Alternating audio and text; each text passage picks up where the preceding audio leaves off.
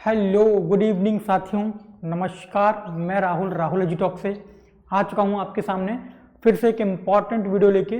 जो काफ़ी सारे विद्यार्थी बहुत ज़्यादा परेशान थे कि सर हमें एक बार शुरू से स्टार्टिंग से बता दीजिए कि ग्रुप डी का क्या प्रोसेस रहता है और 22,000 वैकेंसी कब आएंगी, क्या अप्लाई फॉर्म है, क्या क्या डॉक्यूमेंट्स बहुत ज़्यादा इंपॉर्टेंट रहने वाले हैं। तो हम उस वीडियो पे पूरा बात करेंगे। आपको एक ही वीडियो में समझ आ जाएगा कि आपको किसी और चीज़ की नीड तो नहीं है, या फिर जो भी डॉक्यूमेंट हैं वो आपको बनवा लेने हैं बहुत पहले से, क्योंकि अभी आपको करीबन 15 दिन का वक्त है आपके पास, और इसके आगे भी करीबन 21 जनवरी से लेकर 22 फरवरी तक ये एग्ज़ाम यानी कि फॉर्म पड़ेंगे। तो आपके पास अच्छा खासा समय हो जाएगा डॉक्यूमेंट को बनवाने के लिए। आइए बात कर लेते हैं। जैसे कि आप देख पा रहे हैं थंबनेल पे, railway group D form dates, form आ जाए। यहाँ पे स्पेलिंग भी गलत कर दी, फॉर्म कर दी, कोई बात नहीं। फॉर्म आ जाए उससे पहले ये डॉक्यूमेंट जरूर बनवा लें, ठीक है। चलिए तो आज बात कर लेते हैं। सबसे पहले मैं आपको बता दूं, government of India ministry of railway की तरफ से नोटिफिकेशन का हम हल्का सा चीज लेके आए हैं, ताकि हम आपको समझा पाएं कि किस तरीके से क्या चीजें रहने वाली है ना। तो ये हम आपको बता देते हैं क्या क्या तरीके से चीजें रहने वाली। चलिए बात कर लेते हैं। Government of India ministry of railway, railway recruitment board, central जो एम्प्लॉयमेंट है वहां से ये नोटिफिकेशन निकला हुआ है। तो इसमें सीधा सा ये बताया गया है, मैं आपको बता दूं कि 21 जनवरी को आपका फॉर्म स्टार्ट हो जाएगा अप्लाई होना, और 20 फरवरी, कब तक, 20 फरवरी तक ये फॉर्म चलेंगे, यानी कि पूरा एक मंथ मिलने वाला है आरआरबी ग्रुप डी के विद्यार्थियों को, ठीक है। बाकी आपको बता दें 18 से लेकर 33 वर्ष में आयु चाहिए, लेकिन वो सिर्फ जनरल कैटेगरी के लिए। अगर आप ओबीसी SC ST हैं तो आपको वही चीजें रहती हैं। प्लस 3 ईयर का आपको मिलेगा ओबीसी कैटेगरी में, और प्लस 5 ईयर का मिलेगा आपको SC और ST, ठीक है ना। SC ST को 5 वर्ष का आपको एज रिलैक्सेशन, जो कि हर बार मिलता ही है संविधान के अकॉर्डिंग। 18,000 इसका बेसिक पे रहता है, लेकिन ये बेसिक पे सिर्फ बेसिक पे नहीं है, यहाँ पे अलाउंस लग के बात करेंगे, सैलरी के ऊपर आगे बात करेंगे, ठीक है। वीडियो में बने रहिएगा, एक ही वीडियो आपको सारे डाउट्स खत्म कर देगी। पोस्ट कितनी आने वाली है? 22,000। लेकिन मैं आपको बता दूं ये 22,000 पोस्ट टेंटेटिव हैं, ठीक है ना। टेंटेटिव पोस्ट है, यानी कि बढ़ सकती हैं ये वैकेंसी। मैं आपको बता दूं जरूर बढ़ेगी। क्या होगा? ये वैकेंसी आपको जरूर बढ़ेगी, इंपॉर्टेंट वैकेंसी है, इसलिए अभी इतना ही डाटा देख के आप आए हैं। आगे डाटा जो लेके आएंगे वो थोड़ा प्लस में आएगा, ठीक है। क्या क्या डॉक्यूमेंट्स रिक्वायर्ड होते हैं? तो जो भी आपके पास नहीं है वो आप बनवा लीजिएगा, और जो है फिर कोई दिक्कत ही नहीं है। सबसे पहला जो डॉक्यूमेंट चलता है वो है 10th का सर्टिफिकेट। 10th का सर्टिफिकेट आपको चाहिए। जो मार्कशीट होती है वो, उस मार्कशीट में कुछ भी आपका गलत नहीं होना चाहिए। देखो मैं आपको बता दूं काफी सारी चीजें, यहां पे हम बात कर लेते हैं। आपकी क्या क्या चीजें सिमिलरिटी रहनी चाहिए। काफी सारे विद्यार्थियों का एक ही डाउट रहता है कि सर हमारे पास ये नहीं है, ये दिक्कत है, हमारी मार्कशीट में ये दिक्कत है, पापा का नाम गलत है, मम्मी का नाम गलत है। तो मैं आपको बता देता हूं। सबसे पहले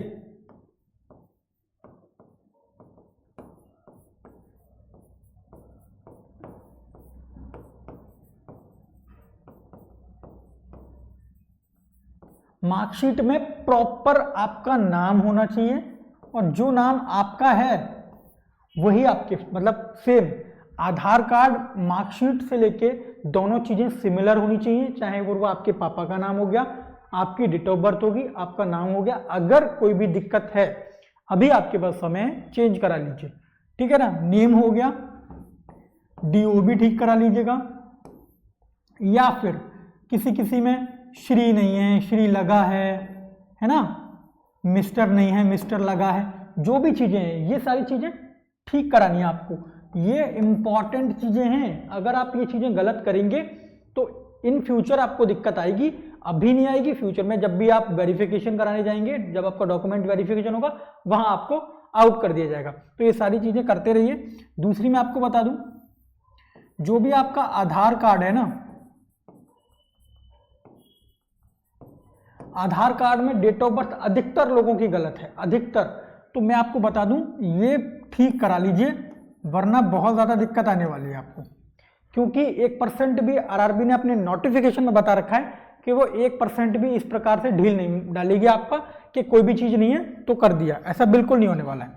ठीक है। तीसरा मैं आपको बता दूं, जो भी लोग ये बोलते हैं कि सर हमारी जो मार्कशीट है और आधार कार्ड है उनमें डेट ऑफ बर्थ वगैरह सब कुछ सिमिलर है, लेकिन पापा के नाम में थोड़ी सी गड़बड़ी है, मैं आपको बता दूं कोई भी गड़बड़ी यहां पे मान्य नहीं होगी। समझ रहे हैं आप? किसी भी प्रकार की गड़बड़ी आपकी मान्य नहीं होगी अब से।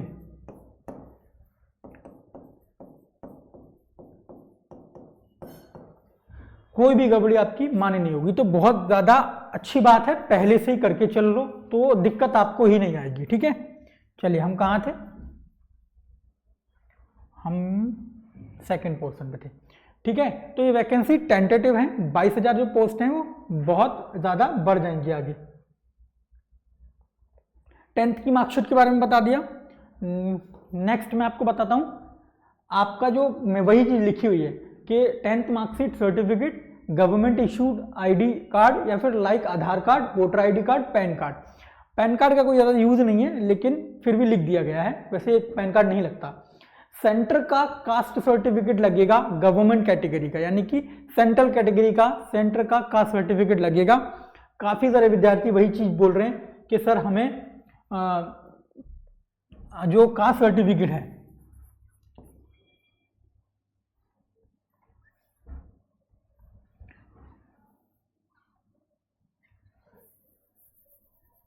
जो हमारा कास्ट सर्टिफिकेट है वो हमारा सेंट्रल का नहीं है। ठीक है ना।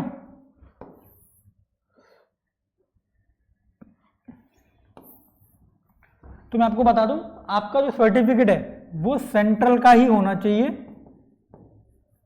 ठीक है ना, सेंट्रल का कास्ट सर्टिफिकेट ही चलेगा। काफी लोग बोल रहे हैं हमने स्टेट का लगा दिया है लास्ट वाली वैकेंसी में, सर क्या होगा? देखो, होने को कुछ नहीं होता, लेकिन ऐसा काम क्यों करना जो दिक्कत में ना हो। लेकिन मैं आपको बता दूं, आरआरबी ने अब बहुत ज्यादा अच्छे तरीके से ये बता दिया है कि आपका कास्ट सर्टिफिकेट सेंट्रल का लगेगा, क्योंकि ये जॉब ही सेंट्रल की है।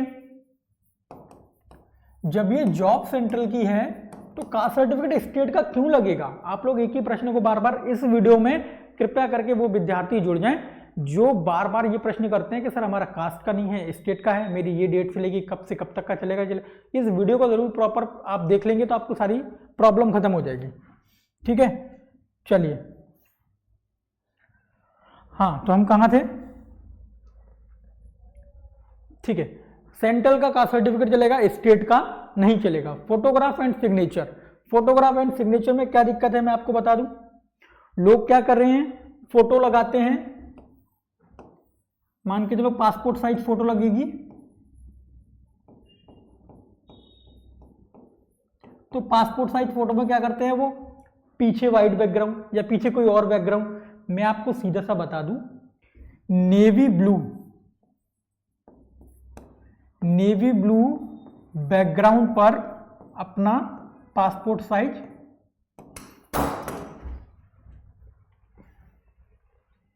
नेवी ब्लू बैकग्राउंड पर अपना पासपोर्ट साइज फोटो दीजिएगा, कोई भी दिक्कत नहीं है। सिर्फ ये बात मान लो, जिन लोगों को ज्यादा डाउट रहते हैं वो सिर्फ एक बात मान लिया करो, हमारी वाली बात, नेवी ब्लू बैकग्राउंड आपका हो तो बड़े तरीके से वहां पे आप फोटो करा सकते हैं, व्हाइट पे भी चल जाएगा।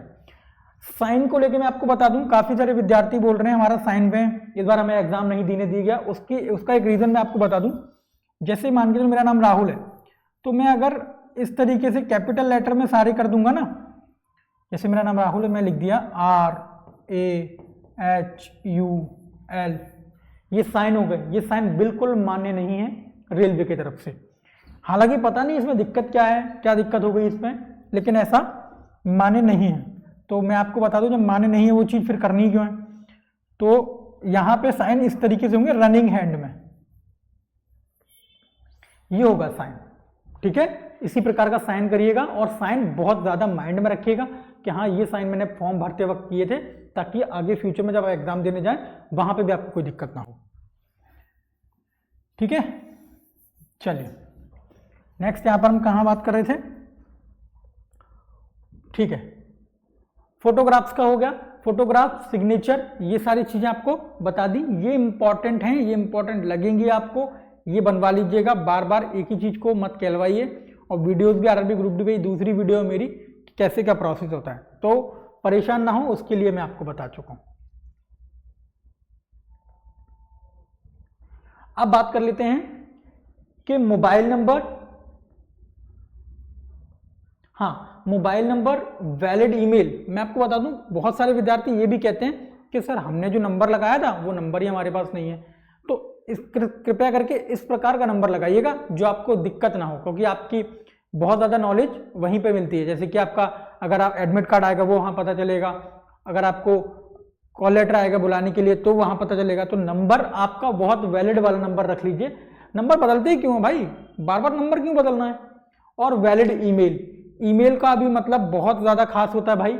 अगर आप वैलिड ईमेल देंगे तो वैलिड ईमेल में क्या होता है ना, आपके पास ई कॉल लेटर डाउनलोड करने का लिंक सेंड करती है आरआरबी, यहाँ पे क्या करती है, लिंक सेंड करती है आपको। ठीक है, बाकी बहुत सारे विद्यार्थियों का ये वाला क्वेश्चन बहुत ज्यादा इंपॉर्टेंट है, जिसको हमने हाईलाइट कर दिया है।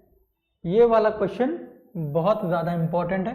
मैं आपको बता दूं, फिजिकल डिसेबिलिटी, काफी लोग बोल रहे हैं सर हमारे एक हाथ में दिक्कत है, हमारी उंगली में दिक्कत है, पैर में दिक्कत है, एक आंख से हल्का सा कम दिखता है, या जो भी चीजें, तो फिजिकल डिसेबिलिटी वाला जो लोग हैं उनको बनवाना पड़ेगा फिजिकल डिसेबिलिटी का सर्टिफिकेट। 15-20 दिन के अंदर अप्लाई कीजिए, जब आ जाएगा तब आना होगा तब आ जाएगा, लेकिन फॉर्म अप्लाई के टाइम तक आ ही जाएगा। तो ये जरूर बनवा लीजिए इफ एप्लीकेबल, अगर आप इसके लिए एप्लीकेबल हैं तो। ठीक है, दूसरी बात ईडब्ल्यूएस सर्टिफिकेट। ईडब्ल्यूएस सर्टिफिकेट जो भी विद्यार्थी बार बार बोलते हैं कि सर हमने ईडब्ल्यूएस बनवा लिया है और हम कैसे क्या, कितने दिन का मान्य होगा, कब मान्य होगा, ये 1 अप्रैल 2025 से लेके 20 फरवरी 2026 की अवधि के दौरान बनाया गया हो वही चलेगा। 1 साल पुराना वाला ईडब्ल्यूएस नहीं चलता। तो कृपया करके अपडेट बनवा लीजिएगा, ये सारे डॉक्यूमेंट्स पहले से ही प्रिपरेशन कर लीजिएगा ताकि दिक्कत ना हो। ठीक है, दूसरे बहुत ही ज्यादा इंपॉर्टेंट पॉइंट लिखा हुआ है यहाँ पे, SC ST OBC सर्टिफिकेट, यानी कि SC ST OBC के जो रेफरेंस हैं, मैं ये कहीं पे भी मेंशन नहीं है ये कि कितने दिनों का होना चाहिए। उन्होंने कहीं पे भी ये मेंशन नहीं किया है कि कब से कब तक चल जाएगा, है ना, कहीं भी उन्होंने मेंशन नहीं किया है नोटिफिकेशन में। तो हम फिर भी इस चीज को मान के चलेंगे कि आप करीब 1 साल पुराना सर्टिफिकेट लेके चलें, चाहे फिर वो SC हो, ST हो, OBC हो। सिर्फ इतना सा दिमाग लगा लीजिए कि मेरा जो सर्टिफिकेट है वो 1 साल से अंदर में होना चाहिए, बस लगा दीजिए। ठीक है, ये conduct bye railway recruitment board. Vacancy 22,000 मैंने आपको बता ही दिया कि 22,000 वैकेंसी हैं। ठीक है, तो ये प्लस होंगी, मैंने आपको बोला ना प्लस जाएंगी, कुछ बढ़ेंगी। ओके, पोस्ट क्या क्या होती है आरआरबी ग्रुप डी में, ये काफी सारे विद्यार्थियों का सवाल है। तो देखो, assistant track maintainer, assistant loco shed, assistant operations and pointsman, workshop, SNT, loco shed, assistant CNW यानी कि कैरेज एंड वैगन, और ट्रैक मेंटेनर ग्रेड 4। इसमें एक और चीज मैं आपको बता दूं, काफी लोग पूछ रहे हैं कि सर कुछ पोस्ट ऐसी हैं जो पहले आती थी अब नहीं आती। रीजन देखो, एक गेटमैन की पोस्ट होती थी, लेकिन जो गेटमैन की पोस्ट का काम है ना, जो गेटमैन की पोस्ट का काम है, आपने देखा होगा चेक पोस्ट पे लगता है, तो जो गेटमैन की पोस्ट का काम है वो अब काम दे दिया गया पॉइंट्समैन को। तो जो गेटमैन की पोस्ट है वो अब पॉइंट्समैन संभालता है। ठीक है, पॉइंट्समैन संभालता है गेटमैन की पोस्ट को, तो ये खत्म कर दिए, अभी ये वाली पोस्ट नहीं आती है। एक और पोस्ट है जो बिल्कुल नहीं आती, वो है हॉस्पिटल अटेंडेंट। हो सकता है इस बार देखने को मिले, लेकिन अभी तक तो नहीं आई, लास्ट वाली में नहीं आई थी। ठीक है। तो ये पोस्ट भी खत्म कर दी। मतलब कहीं ना कहीं रेलवे, देखो आप भी जानते हैं, एम्प्लॉयमेंट को खत्म इसलिए होता जा रहा है क्योंकि बहुत ज्यादा, अब जहां पे चेक पोस्ट लग जाएगा वहां गेटमैन की जरूरत ही नहीं, सिंपल इज दैट। तो जहां जरूरत नहीं वहां क्या मतलब है, तो वही चीज है। तो इस तरीके से कुछ पोस्ट होती जा रही है। बाकी वर्कशॉप बहुत अच्छी पोस्ट है।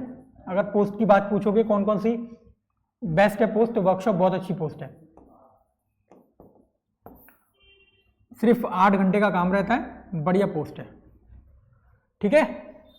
चलिए, काफी विद्यार्थी बोल रहे हैं जो असिस्टेंट पॉइंट्समैन की जो पोस्ट है सर हमें वही मिल जाए। देखो उसके लिए क्या है ना, थोड़ा सा आपको मेहनत करनी पड़ेगी, वो पोस्ट इजीली नहीं मिलती, आपकी कट ऑफ अच्छी खासी होनी चाहिए तब आपको वो मिलती है, ठीक है।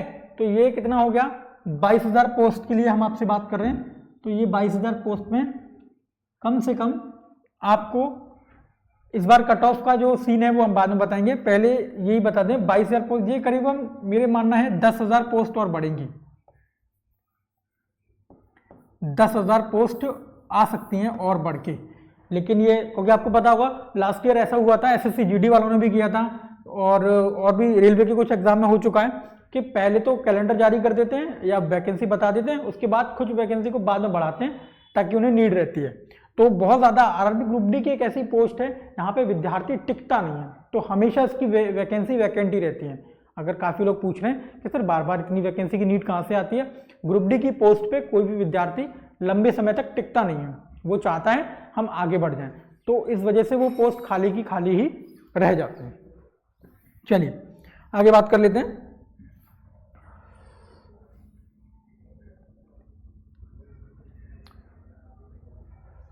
बाकी 21 जनवरी को ये नोटिफिकेशन आउट हो जाएगा। एग्जाम मोड जो रहेगा ऑनलाइन इसका एग्जाम मोड रहता है। लास्ट डेट ऑफ अप्लाई 20 फरवरी, 20 फरवरी तक लास्ट डेट है, अप्लाई कर सकते हैं 18 से लेकर 33 वर्ष। बाकी मैंने आपको बता ही दिया एज रिलैक्सेशन के बारे में, बार बार क्या ही बताऊं इस चीज को, है ना। एज रिलैक्सेशन के बारे में बता दिया। प्रोसेस क्या रहता है इसका, प्रोसेस समझ लीजिए। सीबीटी 1 होगा आपका, सीबीटी 1 की कट ऑफ लगेगी, वो मैं वैसे ही बता देता हूँ। सीबीटी 1 की आपकी कट ऑफ लगेगी। कट ऑफ लगने के बाद मान के चलो अगर आपने इलाहाबाद जोन से फॉर्म डाला, ठीक है ना, एनसीआर से, तो अगर आप फॉर्म डालेंगे और आपका कट ऑफ 72 गया और आपके 73 74 मार्क्स हैं तो आप सिलेक्टेड हो जाएंगे। और आपके लिए फिजिकल के लिए जो स्कोर कार्ड आता है वहां पे नीचे एक ऑप्शन आ जाएगा कि आप फिजिकल के लिए आपको बुलाया जाएगा। फिर आपको तैयारी करनी होती है। फिजिकल में क्या होता है ना, इसमें आपको 1 किलोमीटर भागना होता है। 1 किलोमीटर ये आपसे रनिंग लेते हैं फिजिकल।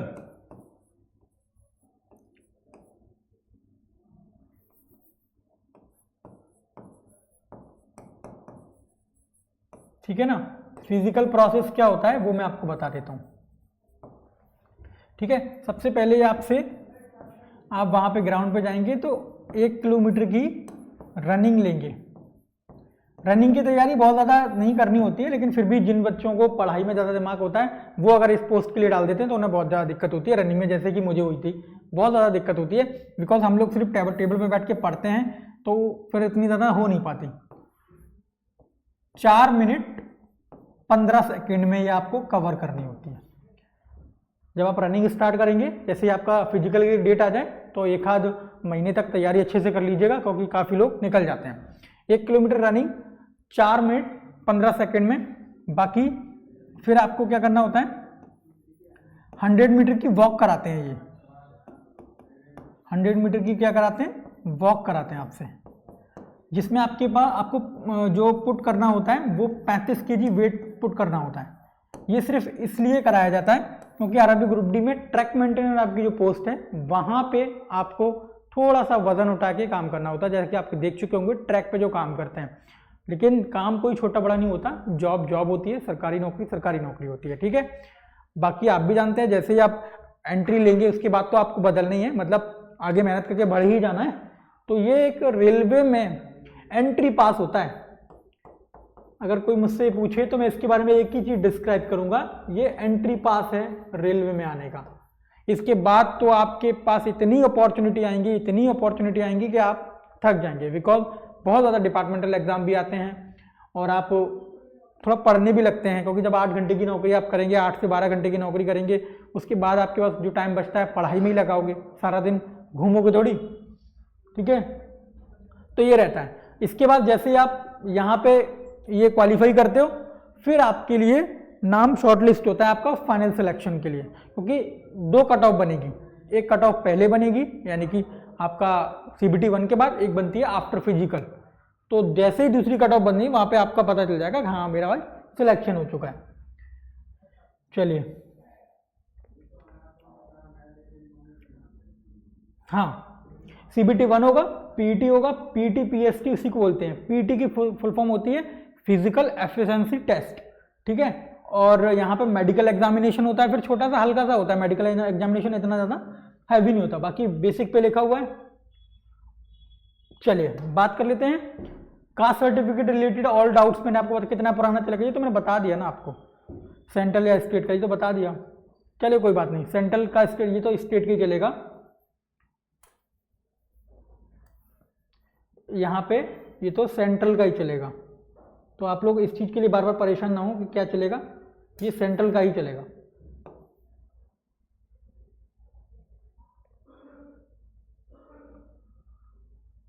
ठीक है, ये सेंट्रल का ही चलेगा। जनरल OBC SC ST ये सब की सारी हम जानकारी पूछ चुके हैं, कर चुके हैं, तो दोबारा नहीं करेंगे, ठीक है। चलिए, डाउट, एक सिंगल भी डाउट आपका नहीं रहना चाहिए, ये मेरा मानना है। अच्छा, ये थोड़ा सा इंपॉर्टेंट इंफॉर्मेशन हो जाती है कि क्या कैसे रहता है, ये आप एक बार देख लीजिए, मैं स्क्रीनशॉट देता हूँ, एक बार देखिए। ये बताया गया है कास्ट सर्टिफिकेट स्टेट का नहीं सेंट्रल का चलेगा। PWD जो PWBD होता है इसको, ठीक है ना, ये 40% जो अधिक डिसेबिलिटी हैं, जो 40% अधिक डिसेबिलिटी हैं वो इसका लाभ ले सकते हैं।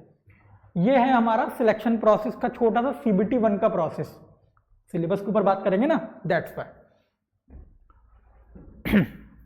चलिए, मैथमेटिक्स के 25 क्वेश्चन आएंगे 25 नंबर के, रीजनिंग के 30 क्वेश्चन आएंगे 30 नंबर के, GK GS के 20 क्वेश्चन आएंगे 20 नंबर के, साइंस के 25 क्वेश्चन आएंगे 25 नंबर के। इस प्रकार से आपका जो पूर्णांक बनता है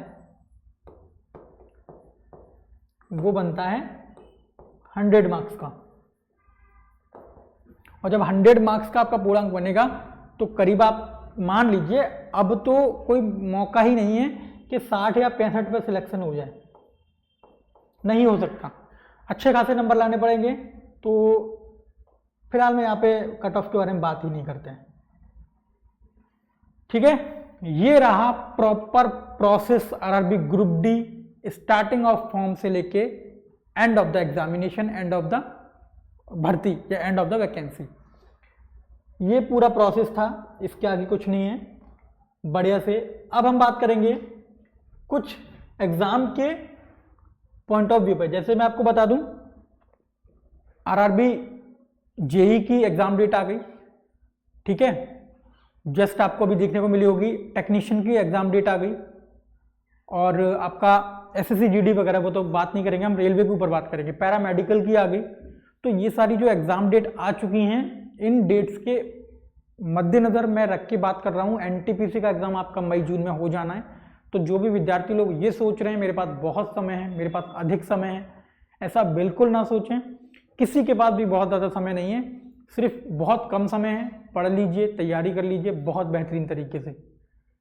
चयन सीरीज को लेके काफ़ी लोगों के डाउट हैं, देखो वो स्टार्ट हो जाएगी, 21 जनवरी से फॉर्म स्टार्ट होने हैं, उससे पहले हम काफ़ी ज़्यादा शेड्यूल कर रहे हैं, टीचर्स वगैरह के बातचीत चल रही है, तो थोड़ा समय लग रहा है। वो जब भी स्टार्ट होगी, जो भी हमारे ग्रुप में जुड़ चुके हैं उनको इन्फॉर्मेशन मिल जाएगी, तो वो परेशान ना हो बार बार, ठीक है। तो जिन भी लोगों के एग्ज़ाम आने वाले हैं बहुत अच्छे से तैयारी करें।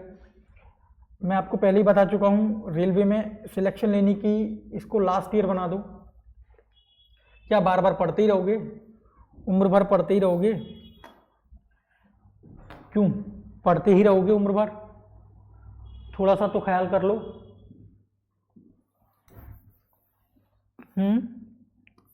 थोड़ा सा तो ख्याल कर लो कि हाँ अब पढ़ाई बंद करते हैं, इतना पढ़ लिया बहुत है, सिलेक्शन ले लें।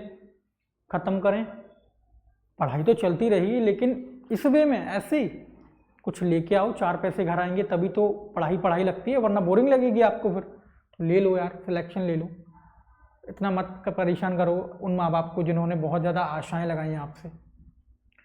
देखो, जीत की जिद तो आपको पालनी पड़ेगी। एग्ज़ाम का सीधा सा एक ही कॉन्सेप्ट है, बहुत ज़्यादा गणित नहीं है, जितना आप एक्स्ट्रा दिमाग लगाते हो ना, ऐसा कुछ नहीं है। अगर कोई भी जो टॉपर है, जो नंबर 1 पोजीशन पे कहीं आता है, तो उसने क्या एक्स्ट्रा किया है ऐसा, सोचो जरा, दिमाग लगाओ। आपको कोई भी पागल बना जाता है। एक बात बताओ, किसी टॉपर्स ने अगर सिलेक्शन लिया बहुत कम एज में, या फिर बहुत जल्दी 4-5 एग्जाम निकाले, तो उसने ऐसा क्या किया? सिंपल, पढ़ा, जिस चीज़ को नहीं समझ आया उसको 10 बार पढ़ा। अगर हमें कोई चीज़ नहीं आ रही तो हम उसको 10 बार पढ़ेंगे, हो जाएगा। इसमें नई बात क्या है कि नहीं, इसके लिए कोई घुट्टी थोड़ी ना आएगी कि आपको पिला दी जाएगी। जिस चीज़ को नहीं आ रही उस पर अधिक समय देंगे, जो आ रही है उस पर कम समय देंगे। इस तरीके से एक मॉड्यूल तैयार करेंगे पढ़ाई का और सफल हो जाएंगे। बहुत ज़्यादा हेल्प करते हैं आप लोगों की, फिर भी आप लोगों को समझ नहीं आता। चलिए भाई, बहुत ही अच्छी इन्फॉर्मेशन आई होप आपको लगी होगी, समझाया है हमने बहुत अच्छी तरीके से। क्लासेस के लिए मैं आपको बता ही चुका हूँ, 21 जनवरी से पहले स्टार्ट करा देंगे आपके लिए। बहुत ज़्यादा शेड्यूल, आपको क्या लगता है ये कोई छोटा मोटा गेम थोड़ी है? किसी भी क्लास को शेड्यूल कराना डेली टाइम टू टाइम, थोड़ा प्रोसेस है, थोड़ा समय लग रहा है। एंट्री हमने इसलिए स्टार्ट करा दी ताकि बच्चे आ जाएंगे, फिर हमें भी थोड़ा सा मोटिवेट मिलेगा कि हाँ इतने बच्चे आ चुके हैं तो इनको हम अच्छे से, हमारी जिम्मेदारी है आपसे, है ना। तो चयन सीरीज से जुड़ सकते हैं आप, पहले ही मैं बोल चुका हूँ आपसे। चयन सीरीज से अगर कोई जुड़ना चाहता है अरबी ग्रुप डी की हमारी तैयारी के लिए, काफ़ी लोग बोल रहे हैं कि सर आपने प्रोसेस तो बता दिया, अब हम सिलेक्शन कैसे लें वो तो बताओ है ना। तो वही बता रहे हैं, चयन सीरीज जो हम लेके आने वाले हैं, है ना। तो चयन सीरीज में आप ज्वाइन हो जाइए, बहुत जल्दी हो जाइए, इतना ज़्यादा वक्त लगने की ज़रूरत पड़नी नहीं चाहिए। तो यार मेरे को ये ना मार्कर चलाना नहीं आया अभी तक।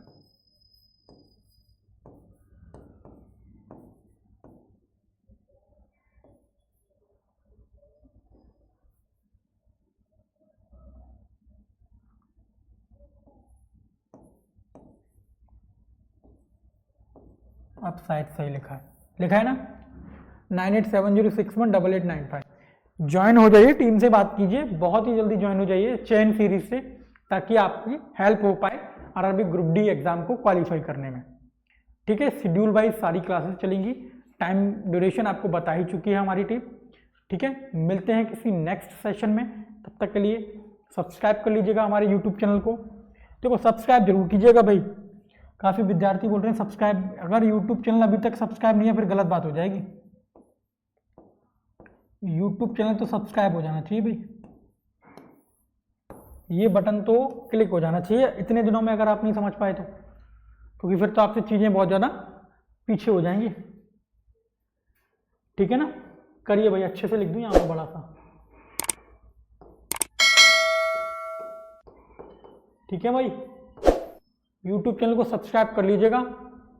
धन्यवाद इतना कीमती वक्त हमें देने के लिए। आई होप मेरी वीडियो से आपको बहुत ज़्यादा हेल्प हो जाती होगी, कोई भी ऐसा डाउट नहीं रहता होगा जो आपके मन में रह जाए।